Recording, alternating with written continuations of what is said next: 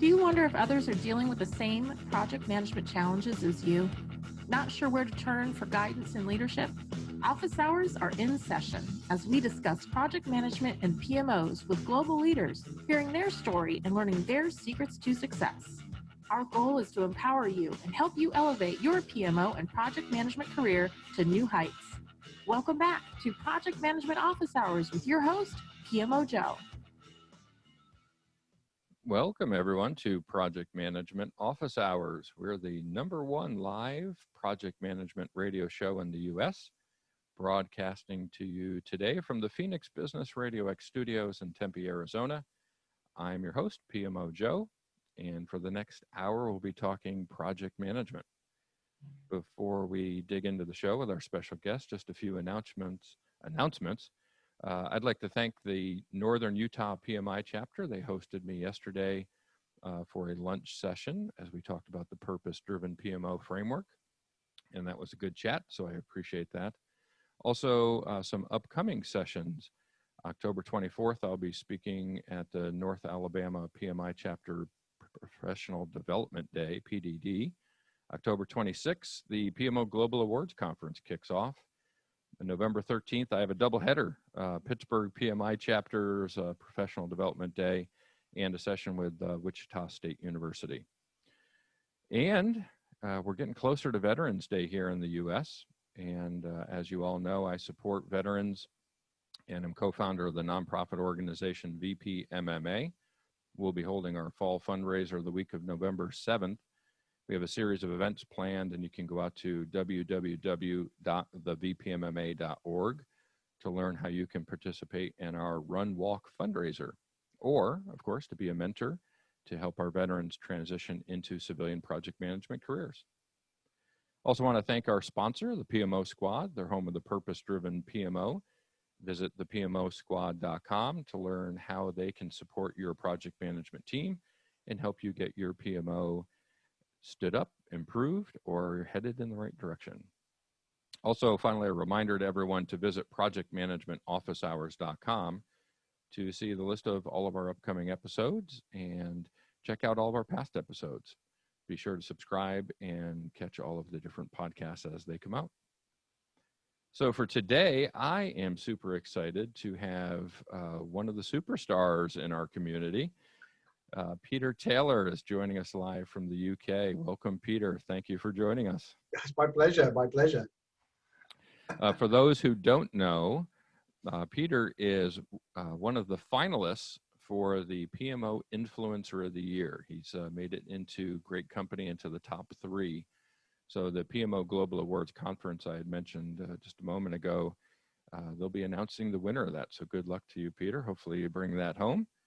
And if you can, just take a moment here to introduce yourself to the listeners. Yeah, sure. Thank you. And it's great to be here. And I have absolutely no idea how I got to be one of the finalists for the PMO Influencer of the Year, but I must have been doing something right, I guess. Yeah, who am I? What am I? I'm a project manager. That's the main thing. I'm a project manager, and I have been for an awful long time. It's been an amazing journey. But about 11 years ago now, actually, I had the opportunity to write a book, and I had this idea of a concept what you refer to as productive laziness, which is where the idea of the lazy project manager came from. And that book that was launched then, and which is still a big seller, it's a #1 on Amazon for a while. It kind of launched a kind of parallel career for me. So on one hand, I work with organizations, I guide PMO development. I've headed up some of the largest PMOs in the world over the last 15 years. On the other hand, I'm a well-traveled, up until this year, of course, a well-traveled professional speaker, author, consultant, coach, blah, blah, blah, all those things. I've had the joy of traveling to 25 countries so far and talking to many thousands of people around the world. And, that's kind of me. But at the heart of it all, it's project management. It's project management. Well, and that's why we're here, right? So let's talk project management and dig in maybe a little deeper on the book, right? I think maybe it's the curse and the blessing, right? It's kind of like that actor who gets in that role that everybody knows them, and the rest of their career, they're never the new role, right? They'll always be the same character. So are you does everybody now think you're just the lazy PM guy? Is that the, it's a blessing to be able to be so popular because of that book. Well, it's not a curse, that's for sure. I mean, within a few years of writing the book, I mean, it's a small book. It's only 30,000 words. I found myself, I live in the UK. I'm based in the UK. I live in the UK. I found myself in Auckland, New Zealand, having been a keynote speaker at the PMI New Zealand event that particular year. And I'm sitting there, I'm in, down by the harbour in Auckland. I've had a glass of wine. I've been enjoying a nice lunch. I think, wow, this book has got me on the other side of the planet, which is incredible. So no regrets whatsoever. No, I mean, it's opened so many doors, so many opportunities. It's the first of many books. I've just submitted my 20th book to the publishers now. So I've written on many other subjects, all generally related to project management for the most part. Yeah, I mean, a lazy project manager, it was a lucky hit for me. I came up with this idea and it seemed to work. And it's Peter, we're having some sound issues on our side. Oh, right. This is the joy of live radio, right? We get to have real-time technology challenges as they come across. So let's pause for a moment just to see if we can get our connection better. Okay. Just for reference, last year we had Colin Ellis on from Australia. You were mentioning in your story, Auckland, New Zealand. Colin's in Australia, of course, right near New Zealand. A connection during his show, so we lost him completely, and that's the joy of live radio and the technology challenges we have to deal with sometimes. But it looks like perhaps we're back. Let's see if you can hear me fine. Let's see how you sound on our side. Okay, I'm still here. Oh, it's interesting. I think I can. It's weird for all of the listeners, right? We're in a Zoom, of course, as we're connected. And I think I can hear Peter in the Zoom discussion, but he's not coming in through the radio audio. All right. I'm still here. I'm still talking. We're working on that for a moment. And let's see if we can get us back involved on that. Apologize, Peter, for the technology. Let me know when you want me to carry on.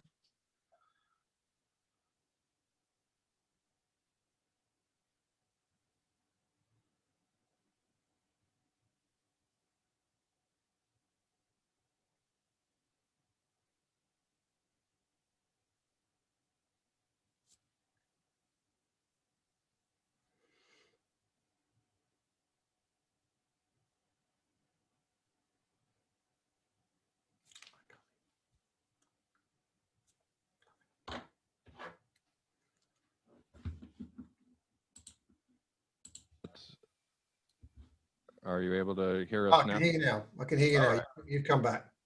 Okay. All right. So apologize to listeners and to Peter, but hey, live radio, that's what makes us different than every other project management podcast out there, right? We don't get the chance to go back and edit. So when we lost you. Oh, it's a filter. Maybe it's a filter system. I do talk a lot. So, maybe that was enough. Stop him talking. No, not quite. You were sharing your story of being keynote speaker down in Auckland, New Zealand. Right. Yeah. So I was kind of saying, that little book got me to the other side of the planet, which is just incredible when I think about it. And it's given me a platform for I've written 19 more books since then. The 20th has just gone to publishers. It's taken me 25 countries so far, over 450 presentations to various organizations. It's so, I can have no regrets whatsoever. So I'm more than happy to be called the lazy project manager and to be known as the lazy project manager. And lucky us, our technology challenges are recurring again. Oh, wow. Let me do something here to see if this will help a little bit. I'm going to hide my video to see if we can reduce the amount of bandwidth coming in. I can still see Peter okay. Yeah, I'm still here. But we're not getting the audio coming in from Peter. We have the video fine. Strange.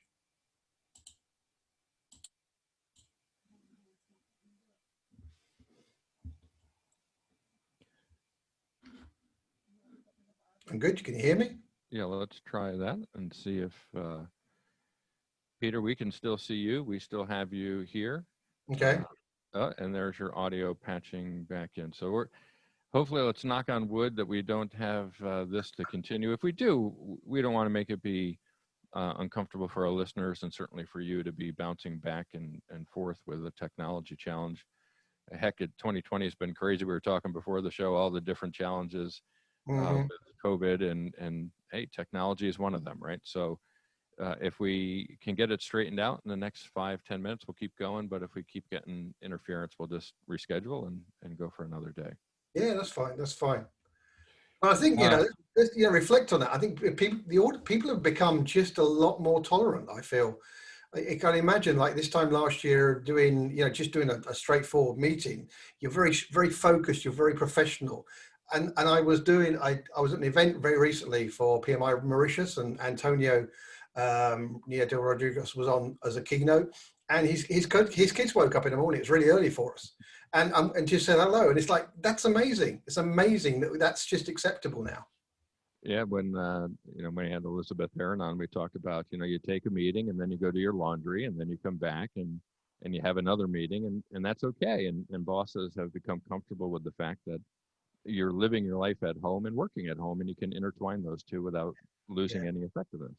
Yeah, I saw an amazing video of a lady. She was doing work, and she was speaking at an event, and then the camera kind of zoomed out, and she's sitting on this high chair with another chair with a laptop on it, and if you look down, there was just a sea of toys, a mess. But on the camera, it's fine. Yeah, that's the world we live in. Yeah. And we're hardworking people, right? I mean, I always find the contradiction in your book title, right? It's the lazy PM, but where PMs are really working hard, right? I mean, there's a lot of stress. We're trying to put strategic objectives through. How did you come up with the title, or why are you using lazy in that context? Yeah, well, I mean, whenever you do something, you want it to be eye-catching,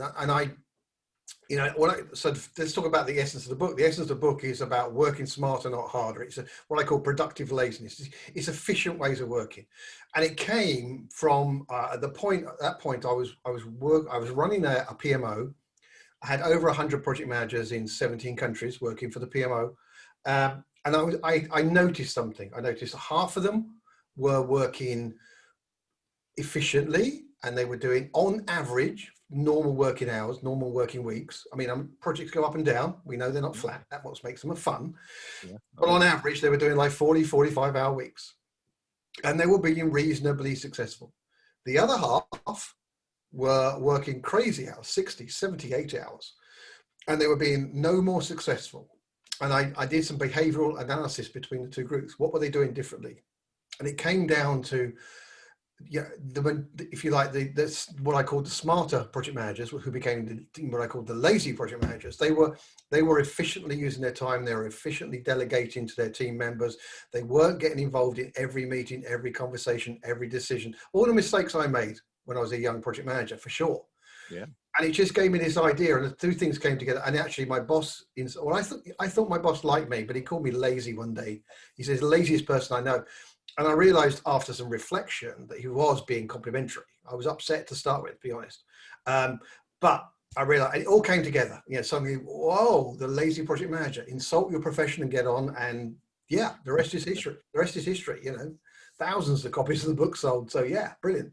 Yeah, it is a brilliant concept. And the point of working smarter, not harder, is really the core of project management itself. We're trying to influence and motivate teams to get work done. We shouldn't be working hard to do that. We should be getting the team to be efficient in doing that. So I just think it's a brilliant idea, but also we don't want to get lost in the title of what's in the book, right? I mean, the book is great. And it is one of those things. I must admit, lazy hasn't worked in some areas of the world. I mean, lazy, particularly the Asian market, just can't get past the concept. This is you've got to get past the lazy thing, and it's not seen. And the book and the trainings and presentations have been rebranded in certain areas, but the essence is there. It's catching people's attention. And then get into the book, and it's about how you should be effectively being a project manager, and working with your team, guiding them, leading them, and not getting buried in the detail, which I see so many young project managers doing. They're so keen to be successful. They get down in the details so much, and they forget to be project leaders. You know, we're talking about books, and you spearheaded another book initiative this year, Yeah. which I had the good fortune to participate in. The Projectless Project Manager, I think, was the title of that. Yeah. Share a little bit about that. I mean, that was fun, right? Obviously, you were at the core of it, so you had more fun with it maybe than I did. Oh, I did. No, I had a lot of fun with it. Yeah, it was amazing. Yeah. Yeah, it was. So you know, when all this kicked off, when the world was going into lockdown, when I was seeing a lot of. I mean, I'm big on LinkedIn. So anybody out there, wants to connect to me on LinkedIn, send a connection. But I was seeing a lot of comments from project managers who were talking about losing their jobs, projects being delayed, furloughed at home, all that kind of stuff. And I was trying to think, what could we do that would be interesting? And a couple of people had talked to me about some ideas they had. And then I don't know, I woke up one weekend and I thought, you know what? I have the means now to publish a book. I've learned the ways of self-publishing and the art of it and how you can do it. So I came up with this idea of producing a book in 21 days. And I just wrote a simple brief for LinkedIn on that Monday. I put out there, anybody interested in contributing. I put a little profile together, as it's just 500 words. It's got to be in by this date. It was a very, very strict time frame. And I had over 100 people said they were really interested from all over the world. I had about 80 submissions in the end, and I used 56 of those in the book. And yeah, we basically got all the content, did the editing. I know there were some typos, and we've corrected most of those now. We got it out there. I even ran a competition for parents of project managers who were parents to get their kids to design the cover. So it is the most unusual cover for a project management book ever. I love it. And we did it. We got it published in 21 days up through Amazon. You can go and get it on Kindle. You can go and get it in pretty format. And I'm so proud about it. It's an amazing thing. And yeah, I thank you, and I thank all the other 55 people who gave me great insights and great thoughts to include in the book. And that's what I like about it, right? Is the fact that it's not just one person's perspective. It's almost an industry speaking back to all of us, right? And for those who haven't gotten a copy of that yet, I certainly recommend you go out and pick one up. It's great to see a project management community use project management practices to have scope, deadline, timeline, right, and to execute against all those steps. It was fun, right? A lot of the stuff in there is informative, but it isn't a serious project that's life and death on the line or millions of dollars, right? It's just no, but there are some real. I mean, we broke it down into kind of like lockdown inspiration and legacy ideas, if you like, for people. And I sum it up at the end of the book. Is the fact that 56 people came together. Most of them didn't know each other. We produced something of value in 21 days. I mean, as a global community in our millions, just imagine what we are truly capable of if we came together with a single focus, with a single objective. I was very proud of what we achieved. Well, and that's, you had earlier said, hey, you're not sure why you're one of the top 15 PMO influencers. Well, it's initiatives like that, right? And putting that book together for the community. So again, thanks for doing that and being the light, right? The beacon driving all of us to do that. That was an awesome thing. So, that the lazy project manager, like you said, over a decade ago, and what is going, well, actually, before I go into that, I just want to go back. You had talked about the books. You have a seminar coming up, correct, with Rick Morris, I believe. Oh yeah, yeah. How to kind of do this book authoring and self-publishing. Tell us a little bit about that. Yeah, so there's a free webinar. It's out there on Eventbrite right now. Or if people want to reach out to me, I'll send them the link. When we did the 21-day challenge, the Projectless Manager, a couple of people were really proud. They came back to me and they said, "This is amazing. I'm published. I never thought this was possible."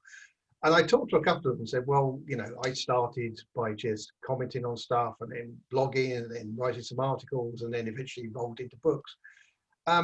And I thought, well, Rick Morris and I have worked together in the past, and I know he's done some great books as well. He's a great speaker, and so I reached out to Rick and said, well, look, why don't we have a chat and let just an open conversation between Rick and myself.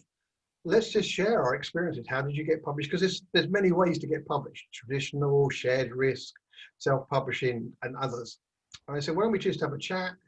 We'll have people listening in, they can ask some questions, and we just talk it through. And if we can inspire one or two of them to maybe write the next lazy project manager, then hell, that's going to be amazing. Yeah, I love the idea, and I think I actually am probably going to sign up myself. I've got 2 books in process. Okay. I'm slightly behind schedule on one of them. Purpose-driven PMO I had promised would be out this year. Might not happen, but we'll see. And what was refreshing yesterday at the Northern Utah chapter is that when I finished the presentation, we had Q&A afterwards, and somebody said, you should write a book on this. And I said, that's great you said that, because I actually am in process of writing one. So at least I'll have one person out there who want to buy the book. Listen, I was late on my last. Well, it wasn't truly late because they have, the publishers have a hell of a backlog right now. But it was due in July, and with the whole lockdown thing, I just suddenly had too much time. And I find myself less productive the more time I have, and I kind of have to create pressures to myself to actually do it. And we shut it down, and I got it the final version submitted a couple of weeks ago, so we're good. It's in production now, so I'm now thinking about the next book or two. That's fantastic. So project management, obviously in this COVID world, is evolving, and it's the project economy from PMI is trying to change their landscape, Yeah. and we have so many other organizations that are trying to become prominent in the project management world. What excites you these days, right? What's kind of got your attention in project management? Yeah, I think 2 things, and they're both kind of technology led. Well, one is a kind of a subset of the other. I mean, AI for me is so exciting, and I've started talking about AI. There's a lot. There's many layers to AI. There's the whole process automation. There's the chat bots. There's machine learning, and there's the autonomous project manager, which is the kind of scary Terminator thing, which just doesn't exist at the moment, and not going to exist for the foreseeable future. But the whole drive of AI, I think, is amazing because we have to be honest as project managers. There's stuff that doesn't really excite us that much. There's a tedious reporting, analytics, and stuff that goes on. And the reason I'm excited about it is because, I started out as an accidental project manager, and I reflected on why I was even successful. Since I had no idea. It was 8 years before I actually went on a training course to become, understand project management. But somehow I managed to survive. And it's because I only could focus on the people. And the people are critical. Projects are about people. They're not about process, blah, blah, blah, blah. So AI coming in there, and the stuff that is possible or going to be possible very soon about, the kind of trigger analytics, the kind of support model, taking away the boring stuff from project managers is just going to be so exciting. And one particular aspect that I'm really focused on is the project team performance analytics or project team performance management, and I'm working with one company specifically on that as an expert advisor, because this is a focus on project team alignment. So exactly as you said, you talked about, the PMI and the project economy, and the fact that more and more stuff out there is going to be project based inside organizations. Well, we've done so much around the process, but now there's an opportunity to actually do stuff about the team. How are the team truly feeling? And I don't mean at end of project retrospectives activity. I mean, do those for sure. But I'm talking about in the moment pulse, nudges, alerts, all that kind of stuff that really shows through the kind of AI analytics and algorithms what the mood of the team is. And it's the whole, team building, the Bruce Tuckman model, the forming, storming, norming, performing. Teams are so dynamic in projects that sort of support for a project manager about really how your team are performing, how they're feeling, how they're aligned, are they collaborating, do they have a single purpose? It's just all of that, as you can tell, is so exciting. And I think, I've been saying it for years. Now is the best time to be in project management. Yeah. It's no matter what my presentation is, I always start within the first couple slides. I have a trend chart from the pulse of the profession that shows for the past decade our industry's performance has been flat, right? We've got more project managers. We've increased the investment we've made in technology. We have more certifications. We have agile and traditional and different methodologies we use. But all of that investment, we still stink, right? We still only hit about 50% success on projects. And why is that the case? I'm right with you. It's people. Right? Yeah. We're not investing in how to be leaders, right? We're just executing the steps of, the checklist of doing a project. We haven't taught our project managers to be leaders. And I think what you're talking about here is really hitting on something that I'm passionate about as well, to get people to motivate and to influence and know when someone's having a bad day and not be able to push them and to how to interact with people. And he's significantly more important now. I mean, it was already becoming more important because of the virtualization, the globalization of projects, extent of scale of resources. I mean, yeah, my first project, I had everybody in one building. I could go get my entire project team and talk to them. That doesn't happen these days, and that has only been accelerated through the whole COVID situation. The kind of even more of the remote working and projects starting where project team members just are never going to meet in a physical way.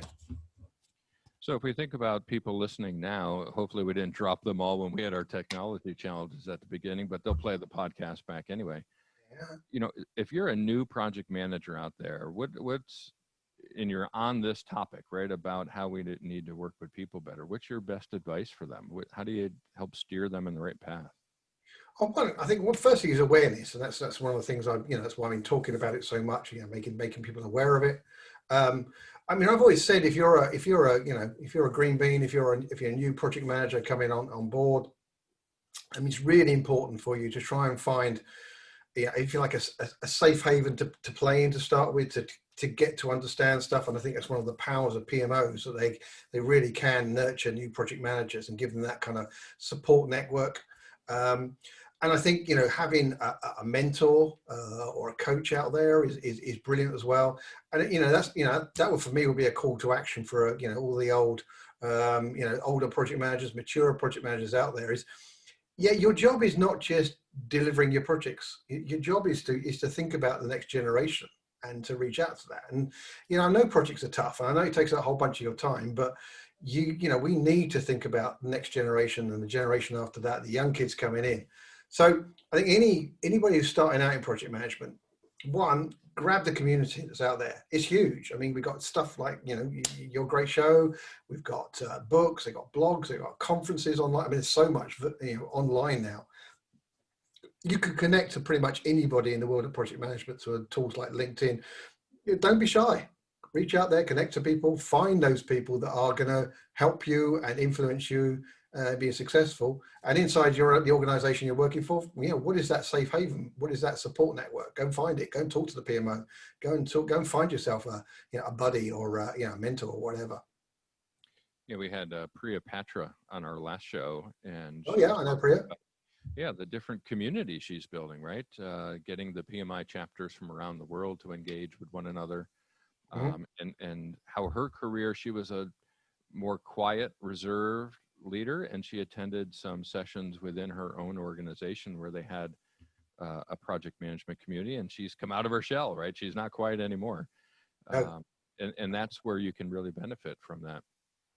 Bill Dow, yesterday I was chatting with him, and he had also talked about within PMOs he now creates stuff like buddy systems, right? Where it pairs the junior PM with a senior PM. Brilliant. Any sort of, for the PMO leader that's out there, right? Who may not really have had any training on how to lead a department or run a function. They may have been a good project manager, got promoted, and now they're like, oh no, what do I do? Yeah. What's some guidance for them on how to lead their team and get this sort of mentoring and community building concept? Yeah, I think, it's one of the areas that I do, I do training, I do coaching of PMO leaders in, because it's not an uncommon situation for people to be in. I mean, despite the fact that PMOs have been around for a long time, there's still many organizations that are just building their very first PMO. I did that book, The Leading Successful PMOs, and I researched what made for a good leader. And, at the heart of it is that it's someone who's, you've got to be passionate about projects. You've got to have a project background of some form. You've got to have that understanding that projects are just different. On top of that, you've got to be a great communicator, a great negotiator, and fundamentally, you've got to not be afraid to be different, to be unique. One of the mistakes I see in PMOs is someone tries to take a PMO and just like a standard model and shove it into an organization. It's not going to work. Every PMO that is different. Every PMO needs to be subtly different for the organization's need at this point, and it needs to be flexible for changes that are coming in the very near future as well. So I think, get help. If there's some great communities out there. There are people, like me that will coach and guide you, etc. I think that's really important. Going kind of back to your previous point, if I may, what else? It's kind of what else can all PMO leaders do? Yeah, they can help run the support system for new project managers, but I see a huge increase in what I call the if you like, the informal project managers. This is a community. So if you imagine you've got an organization, you got your business as usual at the lower level. This is stuff that your organization just does. It's why you exist. And then you've got your project managers, projects as projects. These are dedicated, high risk, challenging things that you need a project manager, professional project manager for. Well, in the middle, there's something I call projects as usual. This is where people in business are being asked to deliver smaller changes, lower risk changes as part of their day job. And that I see as a massive growing community. And I would argue and request that every PMO leader reaches out to this group and offers some guidance. They do not need your methodology. They do not need your standards, your tools, or anything like that. They need some guidance, some basics. And project management for non-project managers. And I think that's, again, what are you going to get? You're going to get great supporters of your PMO. You're going to get great future project managers, perhaps. You're going to get less disruption inside the organization because of small changes going wrong. I think it's really, really important. Yeah, I agree. I mean, I was one of them, right? I talked to, I don't know, this is show 65 or 66. We've had over 100 different guests on the show, and I bet the majority of them started out as an accidental project manager. Mm-hmm. I was running a project, was not in a role of a project manager. My boss said, "Hey, how's the project going, Joe?" And I said, "The what? I have no idea what you're talking about." But that initial conversation led to now a career in project management. And I think you're right. I mean, the amount of work that happens in organizations can't be managed all out of a PMO, right? It's just impossible. So how do we help those people be successful and help the organization be successful? Ultimately, that's the goal. I don't know if you've done it, but I mean, it'd be fascinating for you to go and reach out to, one or two of the young project managers of the year out there. Whether it be PMI or the IPMA, the young crew of some amazing people. You just listen to them talking about project management and the passion they have. I fell into it and I kind of grew, my passion grew. But these people, they want to be project managers. They're intentional project managers. They're crazy, and they're the crazy ones. They see this as a career or a career step. And trust me, you can have some conversation with them and it will be incredibly insightful. Yeah. And, we're on video here. So you and I have a bit of gray in our beard. So we've been around the block a couple times, but we've got Billy Mwape coming on our first show next year. Oh, right. Okay. Out of Zambia. And Billy's one of those guys, right? He is high energy, ready to go, loves project management. And I'm super excited for that talk, just to see what's his view, right? What's his view of the world? It's different than ours, and that's the book. We may not be able to mention the title. It's the big pink book that was the project management. It's all blank, blank, blank. I wrote that with a lady called Susie Palmer-True, and she is astonishingly, exhaustingly passionate about change. And I wrote it with her because I really wanted to be challenged. I was kind of thinking, I don't know, can I write any more books? And I kind of have I said it all. And then we met up at a conference in Athens, and she was just so stimulating and energy and just all of it. And it was just an amazing experience writing. And, I was kind of challenged to project management to sort yourself out and go get back to the real important stuff.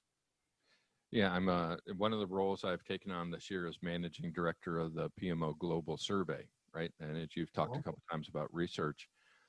We had our first survey come out this year, and we'll be publishing the results later in the year. But we asked about, one, do you have a coach? and the numbers are really, really low for PMO leaders who have a coach. We asked what their role was before becoming a PMO leader, and the great majority were project managers who got promoted into the role. Yep. And then we asked how many of you are work within the accidental project management role within your community or within your organization. And everyone has accidental project managers, and very few of them work with them. So a lot of the topics that you've hit on today, we'll be coming out with some data to support all of your own personal research and findings on these topics, that this is the wave of the future, right? I mean, project management and the project economy is going to put the spotlight on the folks who are doing these accidental projects, or as you call them, projects as usual. Projects as usual, yeah. We've got to give them the tools, right, to help them be successful, but without inundating them, right? We don't want to. Yeah, you don't want to bury them and stuff, because that would just kill them. You need the lightest of the light, the 5 or 6 or 7 really critical things they need to be doing and thinking about. And I think back to when you and I were a little bit younger in our career, right? When there would be shadow IT departments, right? The guy in the marketing department who had a server under his desk and wanted to get his communications out, and or IT departments would always work to shut them down, or the folks who had their own personal phone that they were getting emails on, right? And now who doesn't have their own personal phone they're getting work emails on, right? It's the evolution of our industry to be able to do this. Oh, goodness me. Yeah, incredible. Yeah, I saw a great thing, yesterday, actually. One of the, 20 years ago, what do we have? And it's got the old record player and the old sort of phone and all the old equipment. And it's like a mountain around this guy. It's like, it's now here. It's all in our hand there. Oh, I just turned the light on. That was impressive. But yeah, it's just, the power at our fingertips. And that's why I go back to AI. You're going to, as a project manager, you're going to be walking around with one of these things, and it's going to be alerting you. It's going to give you a predictive analysis of how your projects are going, who you should be talking to and what you should be looking at. And it'll allow you to spend the time with the people to make it even more successful, to kind of raise those levels you talked about, the 50% success rates, climbing. They're going to climb. Are there any specific AI things that you can talk about this time that kind of have you jazzed more than something else? What is your vision of where AI is going to really make the most impact? Well, I think it's all those levels. If you like, it's already started the process automation, automating some of the tasks that you need to do. The chat box are going to be appearing everywhere. Then, the little help that's going to pop up and suggest stuff and guide you on stuff and say, you should be looking over there. The kind of management by exception is going to grow. And that's going to be in all areas of project management from start to finish. And then, the one I'm really putting all my personal effort in is this whole team alignment thing. And it's just, that to me just seems to be one of the really significant things. We spent all of our time, we have a lot of data on, where is the project, what status is it at, the budgetary stuff, the task completion, all that kind of stuff. Really important. But we have very little data on how the people feel. What's the mood? What's the sentiment of the team? Do they care? Do they not care? Are they talking to each other? Are they collaborating? Or are they just grudgingly cooperating? Or that kind of stuff. And I think that, that for me is just mind-blowingly exciting. And it's not Big Brother. It's not that. It's truly gain the insight. And I've seen it. I've run so many, Zoom and team webinars and stuff recently. And I use a tool called Menti which is just a brilliant tool for getting insight and comment from people and polls and quizzes and stuff like that. And I've just seen that when people don't have to necessarily raise their voice or raise their hand, they're contributing. And this is the power of the many. This is the power of the hive mind. This is the collective objective and all those great terms that are out there. And I could talk for another hour on that. But it is bringing people together with a common purpose. So what do you say to the naysayers who say, that stuff's all soft skill, fluff stuff, that's just people stuff, doesn't belong in the project management? Get the hell out of project management. Seriously, get the hell out of listen, if you don't like people, if you don't think people are that really critical to project management success, then go find something else to do. No, it isn't. It's critical. And the trouble is, I think, so many people have got so buried in the process, so buried in the methodology, so buried in the tracking and all of that. And it removes you from people, and you can look very busy doing that stuff. yeah, it doesn't deliver. I don't believe it just doesn't deliver. You might have been lucky. I'm not saying people aren't lucky. You know, project managers, they can be lucky. They can have a success and another success, and nothing goes wrong. But as soon as they hit a real problem, then that's when it happens. And you know, I worked for an organization and we experimented with remote project managers. You know, of low end, small, almost repeatable projects of technology.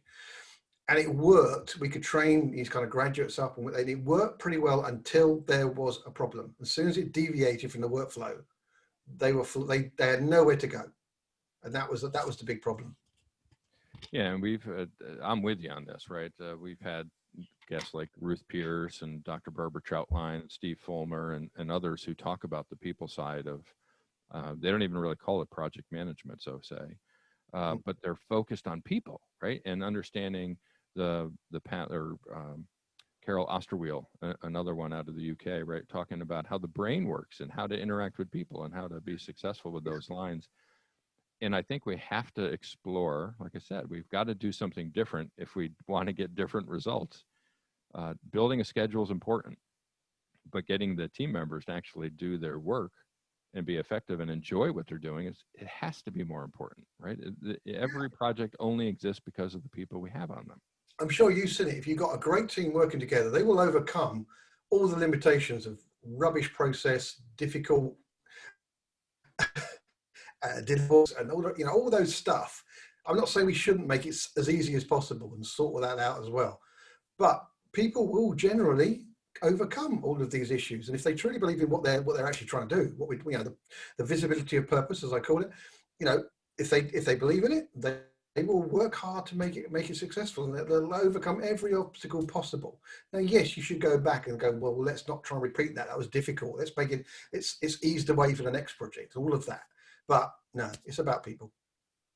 Yeah, and again, our signature service with the PMO squad is the purpose-driven PMO. So for us, it's the same thing, right? As you pointed out, every PMO and every company is going to be different. But you can build a framework around it that says the first step should be identify why you're different, right? What is your purpose? Yeah. And once you have that and people adapt to it and buy into it, now you've got a motivated workforce. Yeah, I talk about the balanced PMO, the 5 Ps. There's a lot of Ps in our world. I know that. I know. Too many. And the 5 Ps for me it's about people and process. It's about performance and promotion, about the project's information systems. And the first critical balance is the balance between people and process. If you spend too much time on process, you're the project police, and trust me, you will not be popular. People will not like you. It's a miserable place to be, because if you spend all your time on people, it's too soft and fluffy and not great.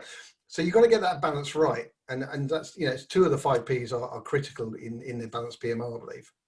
Yeah, and then throw in project and portfolio and program and all the other Ps, and we took it that way and said PMO now equals purpose, measure, optimize, right? If you define your purpose, you measure how well you're achieving it, and then you optimize to ensure you achieve it. We don't have to put the labels on a project and program or portfolio. I've started joking about this, and maybe who knows it when it comes true. I think we should be having an OMO out there, which is, it is actually the sort of outcome management office. It's this whole, measuring yourself on outcome and working back from that.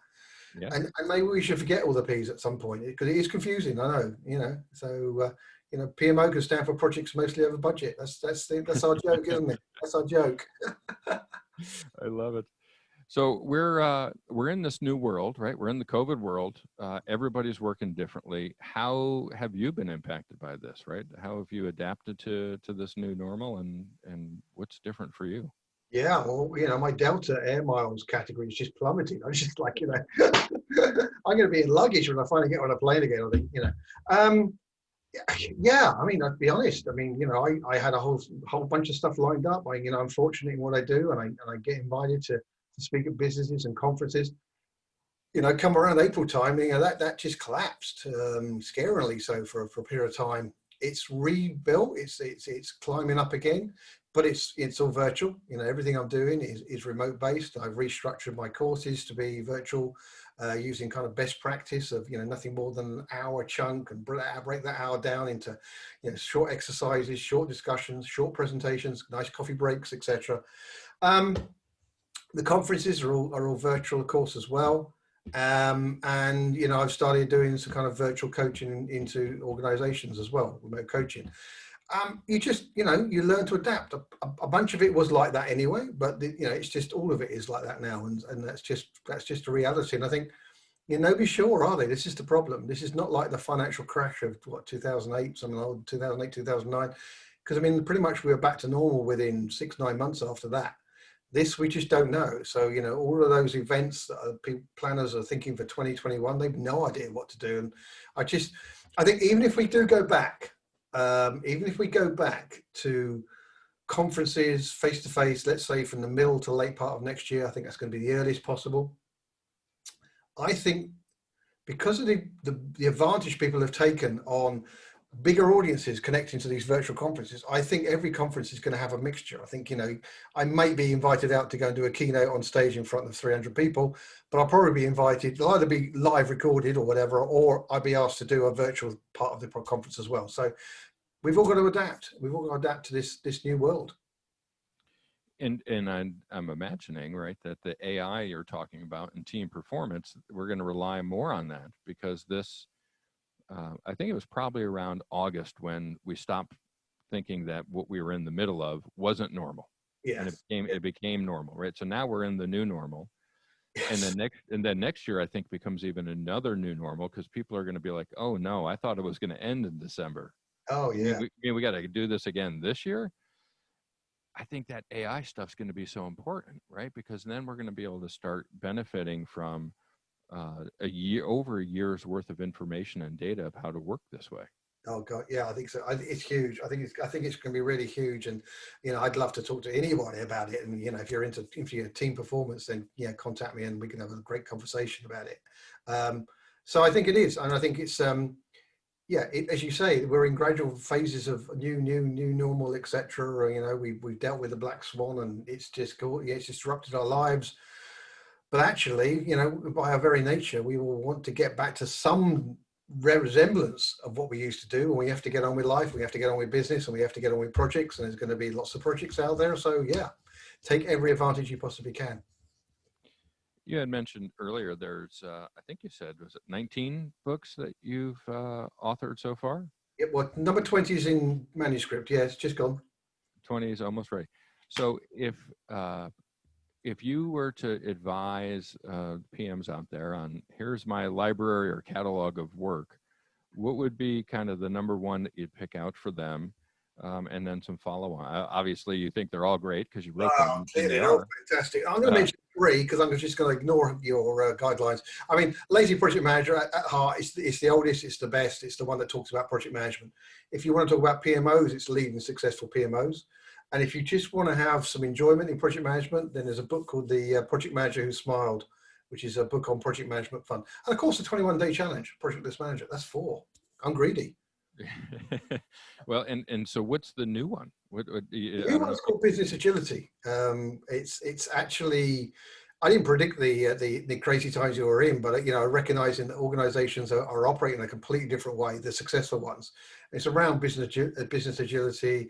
It's around about, you know, kind of having that flexibility of performance and structure to survive in the new project economy. So yeah, I mean, it's got a twist about the new normal in it, that's absolutely sure. And it's kind of like a little bit of, you know, good timing. So yeah, it's out there, and I guess it will be published in the early part of 2021.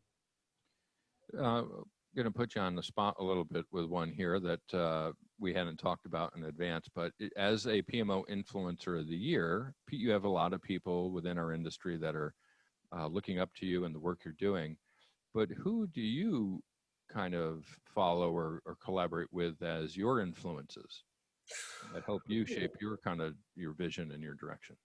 Yeah, there's just a lot. I mean, you know what, again, I'm going to go back to what I say to people is, don't be afraid to reach out to people. I've reached out to so many people, you know. I mean, if I go back when I first started, Dr. Harold Kersner, you know, really famous person out there in the world of project management. Frank Solardis, the guy who started the International Project Management Day.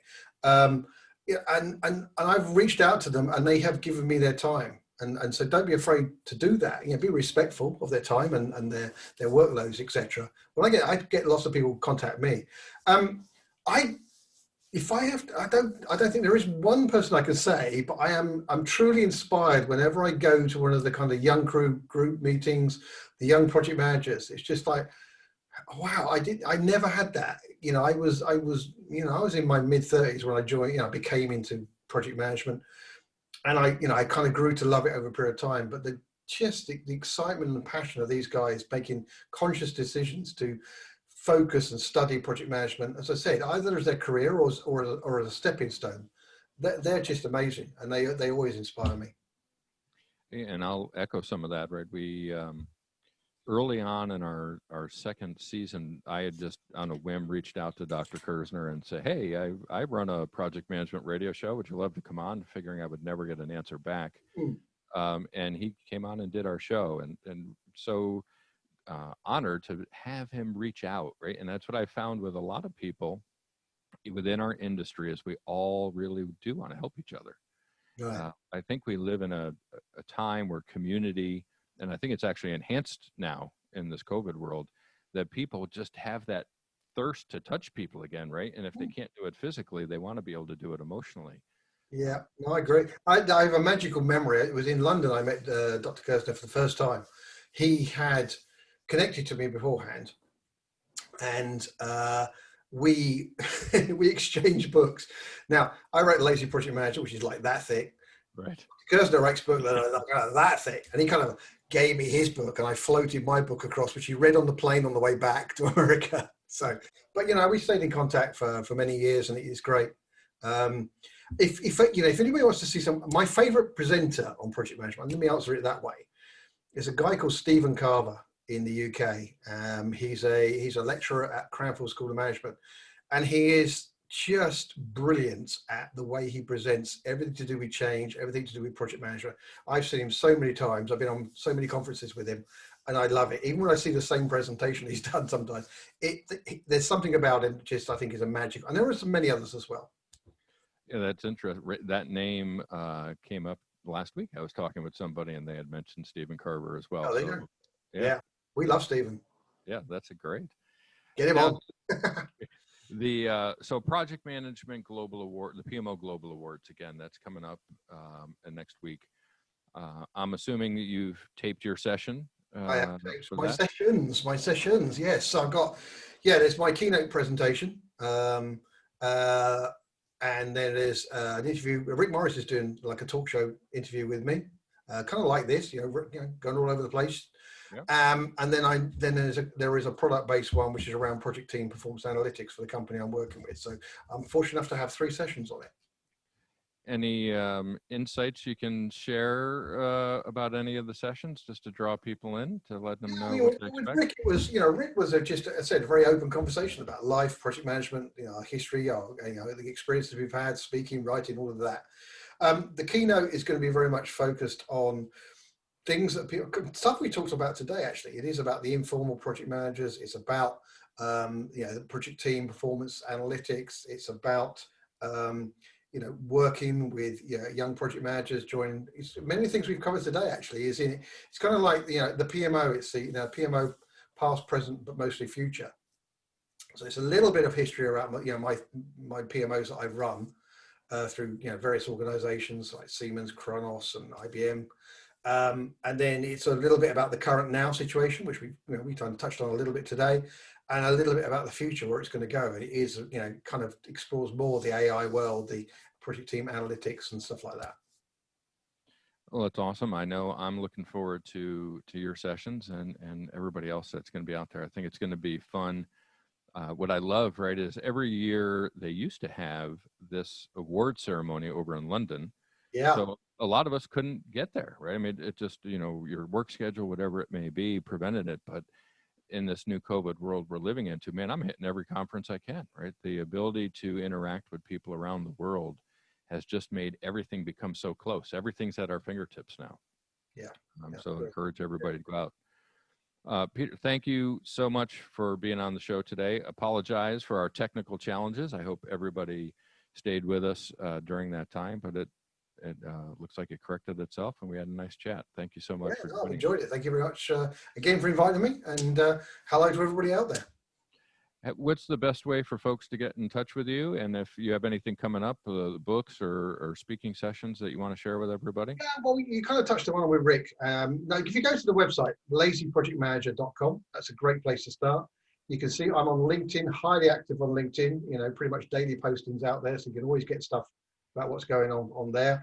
And if you've got any questions or any particular interest, then just, drop me a note through the website or through LinkedIn, and I'll happily come back to you and, let's see what we can do.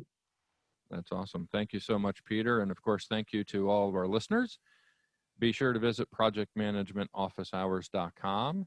Check out all the great content out there and the listing of upcoming shows. Next up, we have Ben Aston joining us from Canada. Ben is the host of the Digital PM podcast. Follow that up with Jason Westland, founder of ProjectManager.com. Cornelius Fichtner, host of the Project Management podcast. Kieran Bondale will be joining us from Canada to finish out the year. And then, as I had mentioned earlier, we start next year with Billy Mwape out of Zambia. So really excited about our upcoming guests. We do want to send out a reminder that all of these shows are also recorded. So be sure to subscribe to Project Management Office Hours podcast on Apple Podcast, iHeartRadio, Spotify, Spreaker, whatever your podcast platform of choice. And of course, thanks to our sponsor, the PMO Squad. Visit thepmosquad.com to learn more about the purpose-driven PMO. And that's it for now. Office hours are closed. Until next time, I'm PMOJoe, and you've been listening to Project Management Office Hours.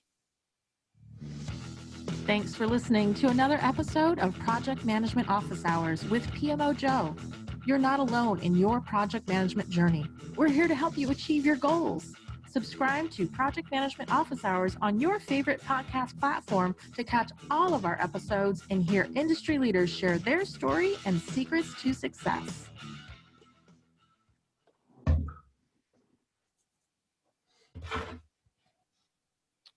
All right. Thank you, Peter. That was great. Aside You from our mentioned four people I know as the next four guests, so there you go. Well, it's the small world we live in, right? I mean, it's great to be able to get people from different walks of life that all know each other, right? I mean, and that's what the longer I